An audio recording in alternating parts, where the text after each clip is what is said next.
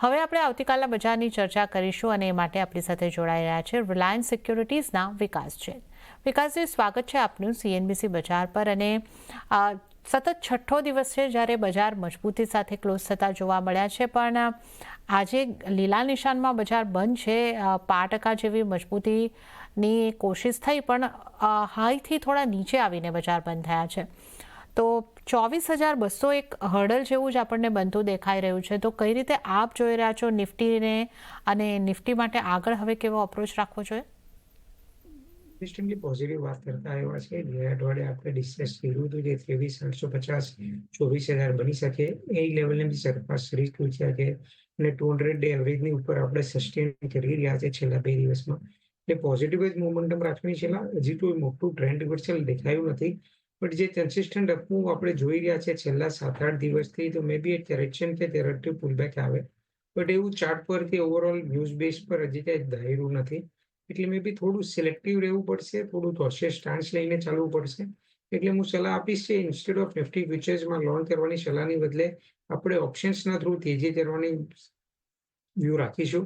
કેમ કે આપણે જોઈએ તો જે હિસાબે ઓપન ઇન્ટરેસ્ટનું એડિશન છે હાયર સાઇડમાં 24,400 24,500ની આસપાસ અને 24,000ના પુટમાં, એ 24,000 24,050 સ્ટ્રોંગ સપોર્ટ એરિયા રહેશે અને હાયર સાઇડમાં 24,450 24,500 સુધી જવાની જગ્યા બની શકાય. કેમ કે જ્યારે ગ્લોબલ માર્કેટ્સમાં થોડી રિકવરી આપણને જોવા મળે તો ફોલોઅપ એક્શન સારી રહેશે. એ 24,200નો ટોલ 75 રૂપિયાની આસપાસ ચાલી રહ્યો છે અને 24,400નો ટોલ 25 રૂપિયાની આસપાસ. તો એ બુલ સ્પ્રેડ કરવાની સલાહ રહેશે. મે બી 75માં બાય કરીને 24,200નો 24,400નો ટોલ 25 રૂપિયામાં વેચીને નેટ પ્રીમિયમ જે પે કરો તમે 50 રૂપિયા, એનો સ્ટોપ લોસ 12 કે 15 રૂપિયાની આસપાસનો રાખો અને હાયર સાઇડમાં ટાર્ગેટ મે બી બની શકે 150 રૂપિયાની આસપાસ.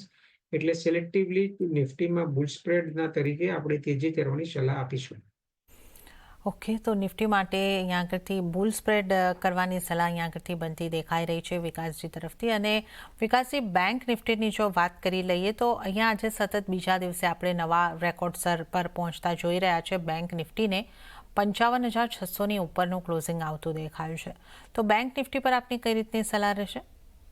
કન્સિસ્ટન્ટલી આપણે ડિસ્કસ કરતા એવા છે HDFC બેંક, એક્સિસ બેંક જે લીડ કરશે ઓવરઓલ પ્રાઇવેટ બેન્કિંગમાં. પ્રાઇવેટ બેન્કિંગ સેક્ટરે લીડ કરી અને બેંક નિફ્ટી નવા હાઈને સ્તર થયા છે. PSU બેંક્સે બી ગઈકાલે સારું સ્ટ્રોંગ આઉટ પરફોર્મન્સ બતાવી અને 200 ડે એવરેજને ક્રોસઓવર બતાવ્યું છે કે થોડું આઉટ પરફોર્મન્સ બની શક્યા. બટ જે હિસાબે કન્સિસ્ટન્ટ સ્ટ્રોંગ અપમૂવ બન્યા છે તો બેંક નિફ્ટીમાં કોઈ નવું ફ્રેશ ટ્રેડ નહીં બને. મે બી એ રિટ્રેસમેન્ટ આવે near to the previous stop જે 54,500 54,600ની આસપાસ 1,000 પોઈન્ટનો થોડો કરેક્ટિવ એક્શન આવે ત્યારબાદ રિવ્યૂ કરવાની સલાહ. ઓકે, તો આ એક બેંક નિફ્ટીની ઉપર પણ આપણે અહીંયા આગળથી વાત કરી છે. તો અત્યારે થોડી રાહ જોવાની રણનીતિ અહીંયા આગળથી રાખવાની રહેશે. તો નિફ્ટી, બેંક નિફ્ટી ઉપર આપણે ખાસ કરીને અહીંયા આગળથી વિકાસજીની સલાહની ઉપર નજર કરી છે.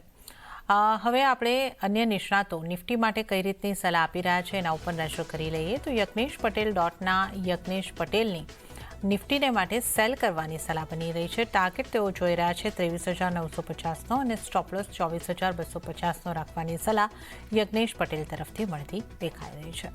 નજર કરી લઈએ આનંદ રાઠી શેર્સના જીગર પટેલની સલાહ ઉપર. એમણે નિફ્ટી ફ્યુચરને બાય કરવાની સલાહ આપી છે 24,050ની નજીક. ટાર્ગેટ 24,550નો જોઈ રહ્યા છે અને સ્ટોપલોસ 23,800નો રાખવાની સલાહ જીગર પટેલ તરફથી.